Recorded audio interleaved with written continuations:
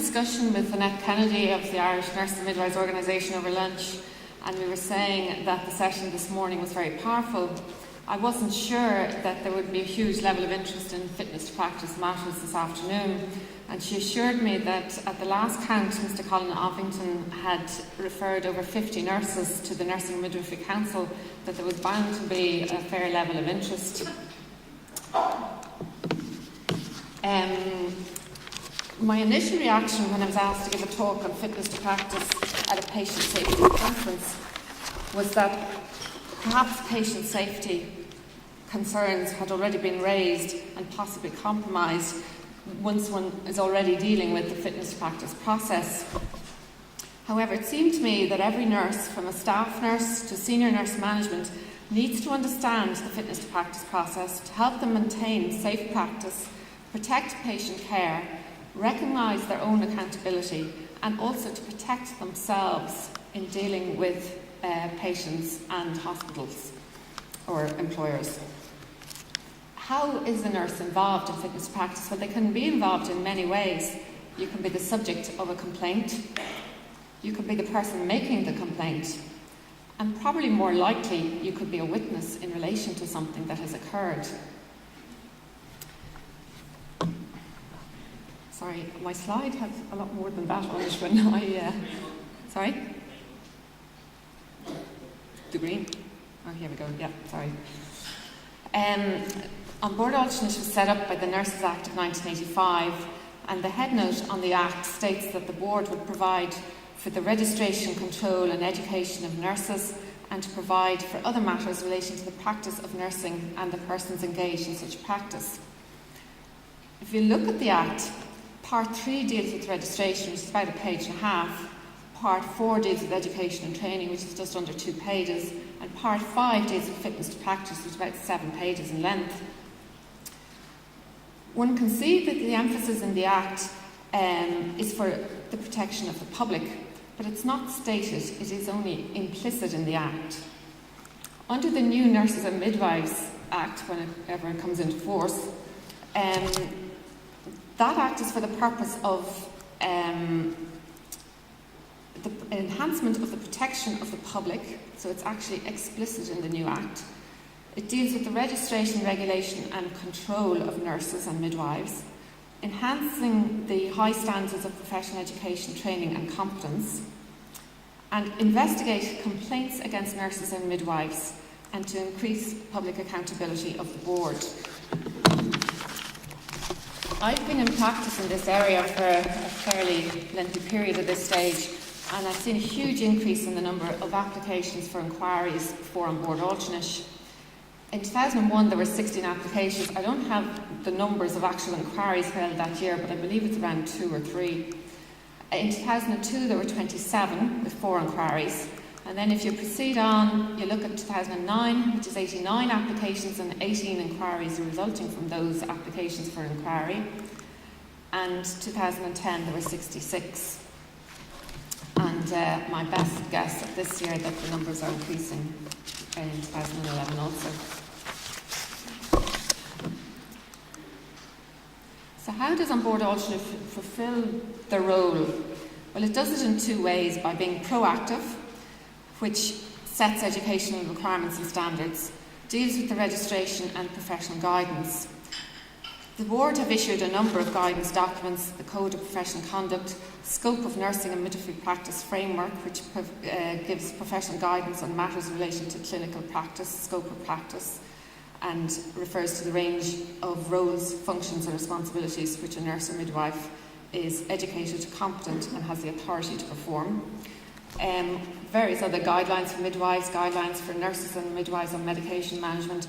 All these documents are critical when they're issued by on board alternate. These are the guidelines against which a nurse's practice can and will be measured by on board alternate. It's not an exhaustive list, I've just taken some of the main ones from the board's website there. They also deal with it in a reactive way, and that reactive way is the fitness to practice process, which applies when a complaint has been made about a nurse's practice.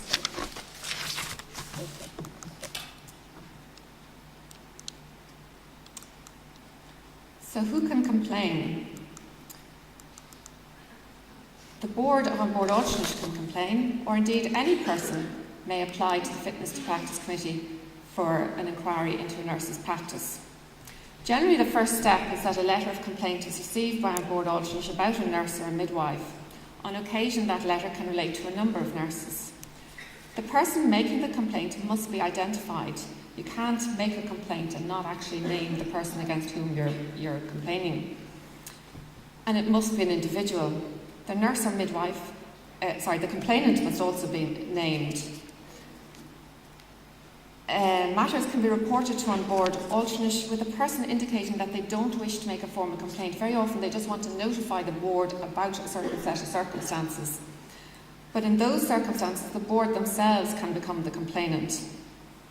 They may also become the complainant via media reports if they read about something in a newspaper in relation to a nurse's practice. If it's not actually specified in the letter of complaint, the board will write and ask the person making the complaint if they are making an application for an inquiry into the fitness to practice of a nurse, and on what grounds are they making the complaint. So you can see that the sources of complaint can come from the employer, a director of nursing or midwifery, nurse midwife managers, non-nursing managers. Frequently they come from patients and members of the family, other members of the public, or medical practitioners. So what are the grounds for an application for an inquiry? Currently, under the Nurses Act of 1985, there are two grounds. The first is alleged professional misconduct, and the second is unfit to engage in the practice of nursing, midwifery, by reason of physical or mental disability. Most complaints fall clearly into one or other ground, but it's also possible that a complaint can encompass both grounds. For example, when an individual has a health issue and arising from that they do something which could constitute professional misconduct. The next issue is probably where I want to put a bit of focus in my talk today, is what is professional misconduct?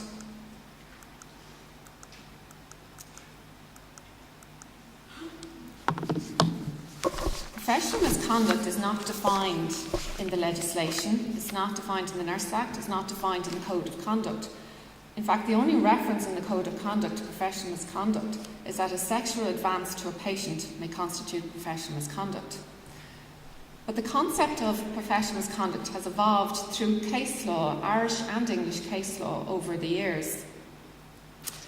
While I'm not going to labour and give you a detailed analysis of the case law, there is one particular case which I want to mention. It's the case of O'Leary versus the Medical Council, and that sets out the legal principles to be applied.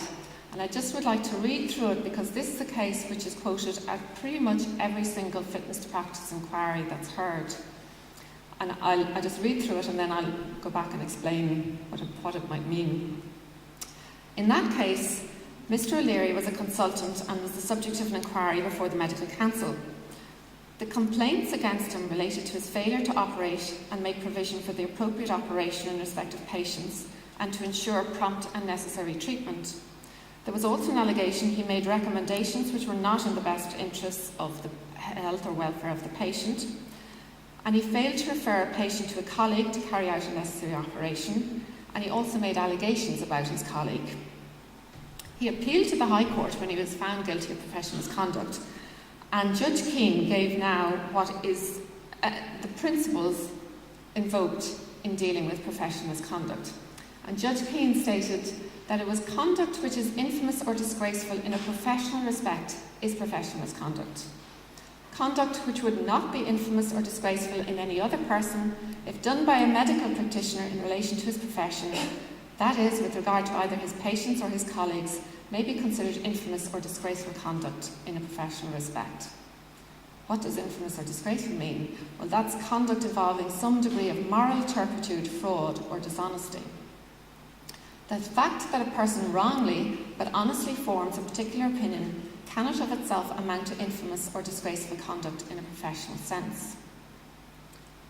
Conduct which is not infamous or disgraceful and does not involve any degree of moral turpitude, fraud, or dishonesty may still constitute professional misconduct if it is conduct connected with his profession in which the medical practitioner concerned has seriously fallen short by omission or commission of the standards of conduct expected among medical practitioners. I cannot emphasise enough the principles involved in Judge Keen's, what he set out in the O'Leary judgment, because that is referred to in pretty much every case before the Fitness to Practice Committee of On Board Alternate. To try and put that into English for you, it basically categorises two categories of professional misconduct. You have infamous or disgraceful conduct, which involves moral turpitude, fraud or dishonesty. So you can clearly see that, for example, taking drugs while working in a hospital, either for your own use or for somebody else's use, involves moral turpitude, fraud or dishonesty. Filling out forms fraudulently involves moral turpitude, fraud or dishonesty. The second category then is conduct connected with the nurse or midwife profession involving a serious falling short of the standard of conduct expected of a nurse or midwife.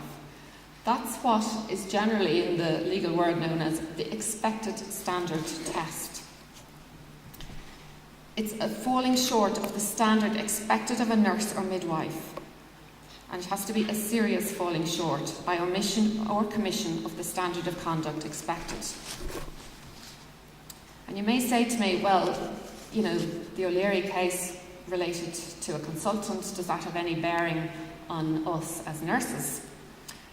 And in 2005, there was a case of Perez versus On Board Alternate, where Ms. Perez challenged the finding of On Board Alternate that she was guilty of professional misconduct. The general allegations against her was that, notwithstanding long training, she had persistently failed to acquire adequate knowledge of her duties and had difficulty with basic nursing skills. She was a staff nurse in a nursing home and care centre, and the Fitness to Practice Committee held the view that she had fallen seriously short of the standards of conduct expected among nurses. She had not provided adequate information about patients at handover. She had difficulties with aseptic techniques and hygiene, particularly in the area of dressings.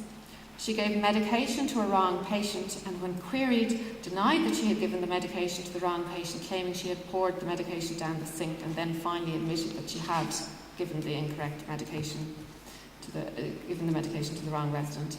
And she also placed dirty swabs on a patient's breakfast tray. In that case, the judge was of the view that she not only fell far short of the standard of conduct expected among nurses, but she did not accord with the Code of Professional Conduct for Nurses laid down by On Board Alternate.